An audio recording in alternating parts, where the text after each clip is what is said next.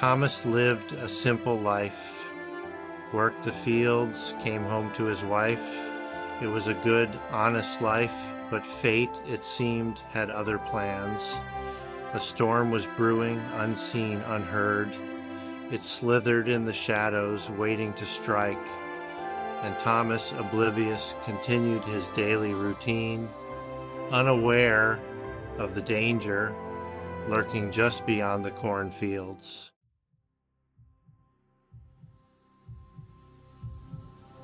The sun began to set, casting long, eerie shadows across the field. It was time to head home. As Thomas made his way through the field, he felt a prick on his ankle. A sharp, searing pain shot up his leg. He cried out, falling to the ground. Through blurred vision, he saw it. A snake with scales shimmering with an unnatural iridescence. It slithered away, disappearing into the tall corn, leaving Thomas alone with his mounting terror.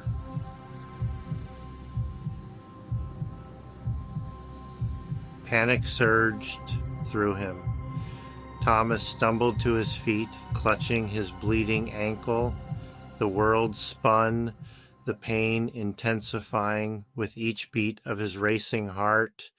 He had to get home. Each step sent throbbing pain shooting up his leg. The sun dipped below the horizon, plunging the field into darkness.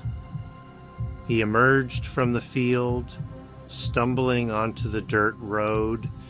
In the distance, he saw the faint glow of his house. He just had to keep moving.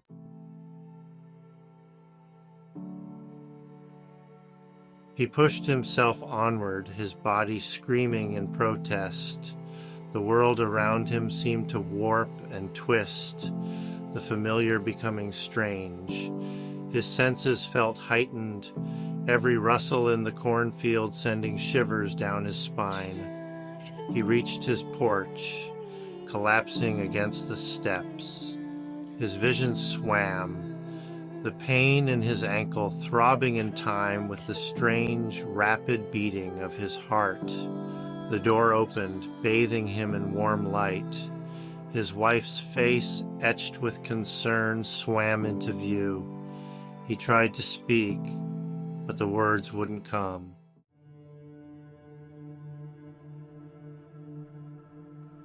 The doctor arrived quickly, his brow furrowed with concern as he examined the bite. It was like no snake bite he'd ever seen. The venom, he explained, was unusual, its properties unknown. He administered an anti-venom, but his voice held a note of uncertainty. "I've never seen anything like it," he admitted, his voice low. "The venom. It's unlike anything I've encountered. We'll need to keep a close eye on you, Thomas. Things could get unpredictable." His words hung in the air, heavy with foreboding. Unpredictable.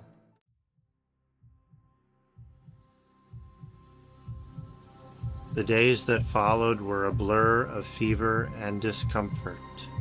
The anti-venom seemed to be working, keeping the worst of the venom at bay. But something wasn't right. Thomas felt different, changed. His appetite vanished, replaced by a constant gnawing hunger, but it wasn't food he craved. He found himself drawn to the woods, to the cool, damp earth and the rustling of unseen creatures. He felt more at home in the darkness than in his own house.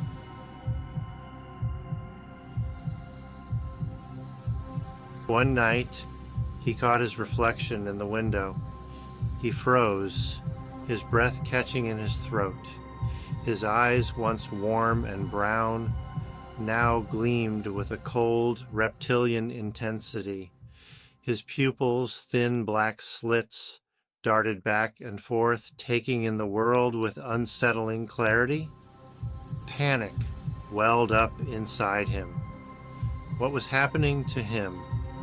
He touched his face, his fingers tracing the line of his jaw. It felt sharper, more defined.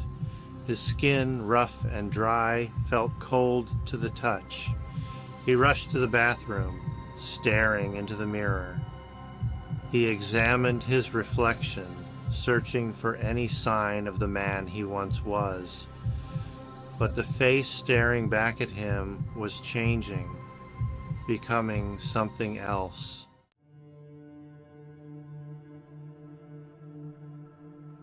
He tried to ignore the changes, tried to convince himself it was just the venom, just his mind playing tricks on him. But deep down, he knew the truth. The snake bite had done more than just poison him. It had awakened something ancient, something terrifying within him. The nightmares began, vivid and disturbing. He dreamt of slithering through tall grass, of striking at warm-blooded prey.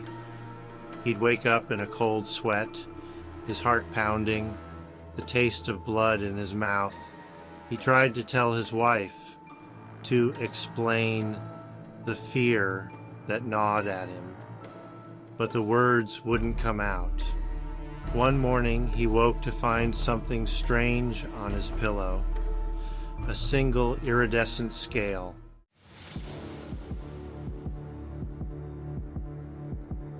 Days turned into weeks. The changes in Thomas grew more pronounced with each passing hour. He was caught in a terrifying dance between man and monster. The full moon loomed, its pull a tangible force.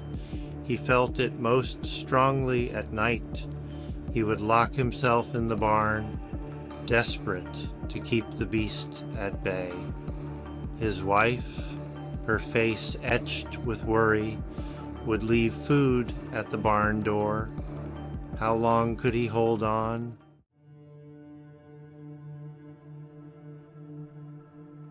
One night he looked down at his hands. His fingers, once rough and calloused from years of toil, were now slender, almost delicate. But there was nothing delicate about the claws that extended from his fingertips, sharp as shards of glass, gleaming in the moonlight. Panic seized him. He wanted to scream, to cry out for help, but all that emerged was a hiss. His reflection in the window no longer showed a man, but a creature out of a nightmare. His senses were heightened, his vision sharpened. He could smell the fear in the air, taste the iron tang of his own blood as he struggled against the chains that bound him. The beast was breaking free.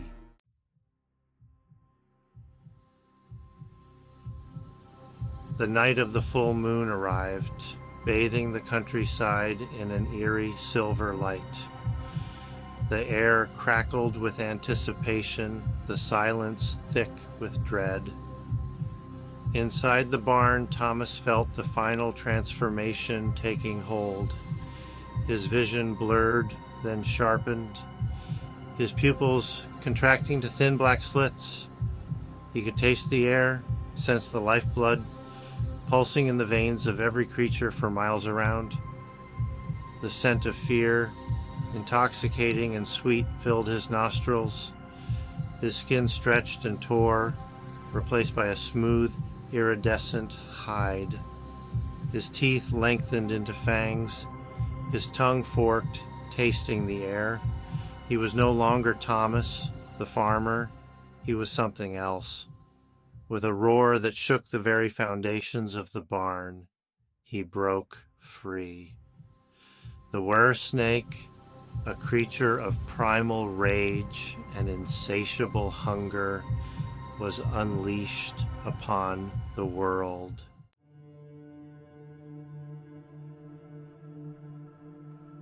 The cool night air hit him like a slap. The Weresnake, disoriented, confused, shook his head, scales shimmering under the full moon. Gone was the familiar ache in his bones, replaced by a raw, primal power.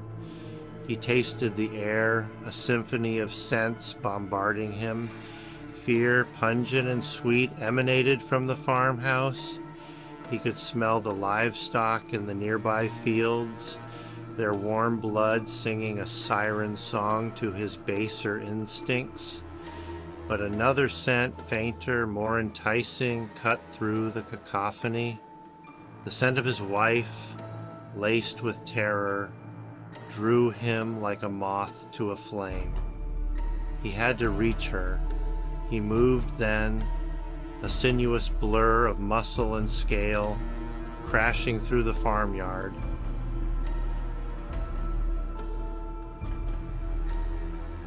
Inside the farmhouse, Sarah lay awake, her heart pounding a frantic rhythm. The sounds of destruction from the barn reached her, sending chills down her spine. She knew Thomas was no more. She crept from the bed, her bare feet silent. Through the window she saw the creature, a grotesque mockery of the man she loved. Fear threatened to overwhelm her, but a strange calm settled over her. She had to run. The creature was fast, relentless.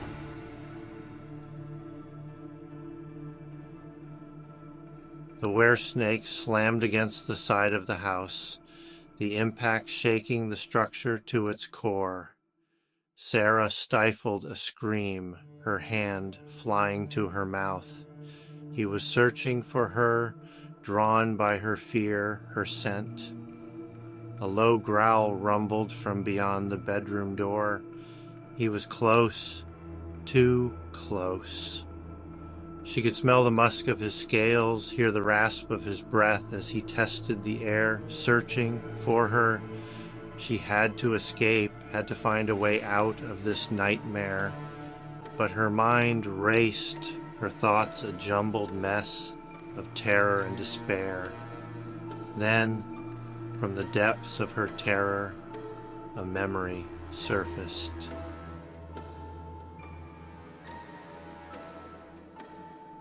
The bedroom door flew open, splintering wood scattering across the floor.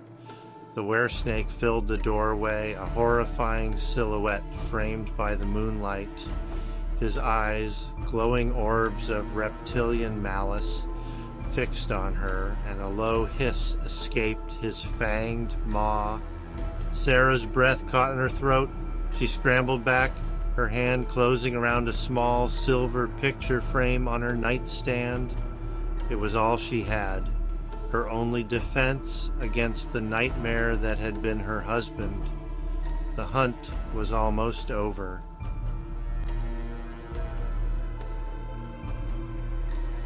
Time seemed to slow to a crawl. Sarah raised the silver picture frame, her hand trembling, her breath catching in her throat. The moonlight glinted off the polished metal, a beacon of defiance in the face of unimaginable terror. The Weresnake, momentarily blinded by the sudden flash of light, reared back, a hiss of pain escaping its fanged maw. Sarah seized the opportunity, her fear giving way to a desperate surge of adrenaline. She lunged forward, thrusting the silver frame towards the creature's exposed chest. A howl filled with pain and rage ripped through the night. The Weresnake convulsed, its body racked with spasms, its scales shimmering under the moonlight. She watched, her stomach churning, as the creature that had once been her husband slowly shrunk, its monstrous form melting away. The first rays of dawn painted the eastern sky with hues of rose and gold, casting long shadows across the ravaged farmyard. Inside the farmhouse, Sarah sat beside Thomas's unconscious body, her face streaked with tears and dirt. He was alive, but barely. The silver frame gleamed faintly. a reminder of the horror they had endured. The full moon would rise again, and with it, the shadow of the Weresnake would loom large.